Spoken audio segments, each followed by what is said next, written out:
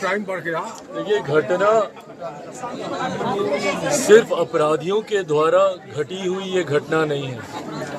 इसमें जितना जिम्मेदार अपराधी है उससे ज्यादा जिम्मेदार स्थानीय प्रशासन है। प्रशासन ने थोड़ी सी भी मुस्तैदी दिखाई होती तो शायद इस तरीके की घटना को अपराधी अंजाम नहीं दे पाते।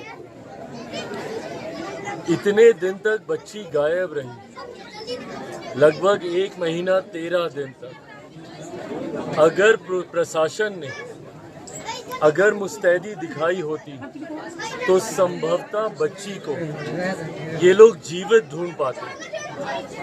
पर जिस तरीके से स्थानीय प्रशासन ने सिर्फ लीपापोती करने का काम किया इसमें, और परिवार के परिचितों के द्वारा बार बार आग्रह करने के बावजूद, नामजद जानकारी देने के बावजूद, तथ्य सामने रखने के बावजूद, जिस तरीके से प्रशासन ने इस पे लीपापोती करने का प्रयास किया है, जितने जिम्मेदार अपराधी हैं उससे ज्यादा जिम्मेदार प्रशासन के तमाम वो अधिकारी हैं।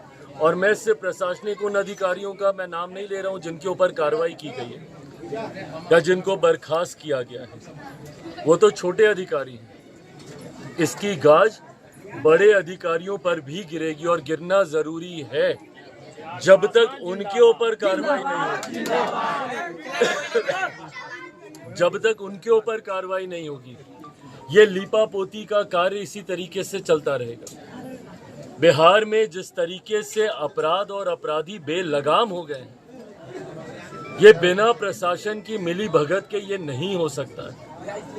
आप बताइए, एक बच्ची गायब होती है, लगभग 27 मई को गायब होती है, 10 जुलाई को उसकी बॉडी मिलती है। 1 महीना 13 दिन तक आप बच्ची को ढूंढ नहीं पाते हैं। उसके पास मोबाइल फोन था, उसको तक आप लोग ट्रैक नहीं कर पाते हैं। तो आपका प्रशासन फिर किस काम का है ये? और अगर इसी तरीके से प्रशासन लीपापोती करता रहा और खामोश रहा, यही कारण है कि बिहार में एक के बाद एक अपराध हो रहा है। और अगर ये लोग सोच रहे हैं कि छोटे अधिकारियों के ऊपर कार्रवाई कर कर बड़े अधिकारी बच जाएंगे, तो ये कतई नहीं होने वाला। मुख्यमंत्री जी जो कि प्रदेश के गृह मंत्री हैं, उनके संज्ञान में भी लिखित रूप में नाम के साथ कि किन किन अधिकारियों के संज्ञान में यह विषय था और उसके बावजूद वो लोग खामोश रहे हैं।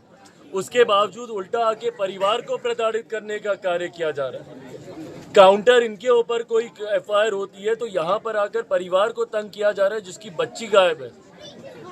पर जो लोगों ने अपराध किया है उनके दरवाजे पर एक बार किसी अधिकारी ने जाना जरूरी नहीं समझा। तो इस संरक्षण दर्शाता है ये कि किस तरीके से अपराधियों को प्रशासन संरक्षण दे रहा था। और जितने भी अधिकारी हैं, छोटे से छोटा बड़े से बड़ा, बख्शा कोई नहीं जाएगा। मुख्यमंत्री जी के संज्ञान में लिखित रूप में ये दिया जाएगा, DGP के भी संज्ञान में दिया जाएगा और इस बात को सुनिश्चित किया जाएगा कि जितने भी दोषी हैं, अपराधी की तो गिरफ्त होगी ही होगी। एक को पकड़ा गया, दूसरी आज कलकत्ता में भी शायद गिरफ्तारी हो रही।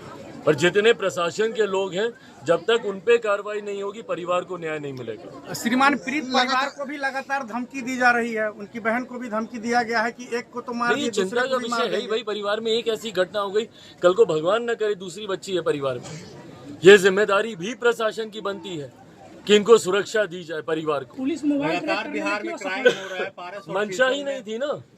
पुलिस मोबाइल को ट्रैक इसीलिए नहीं कर पाई क्योंकि पुलिस की मंशा नहीं थी। अपराधियों को संरक्षण देना इनकी मंशा थी। मिली भगत है भाई। लेन देन घूसखोरी का पूरा धंधा यहाँ पे चल रहा है। लगातार थाने में अपराधियों के द्वारा पैसा दिया जाता है और इसीलिए प्रशासन खामोश रहता है। ये सरासर गलत है। इसके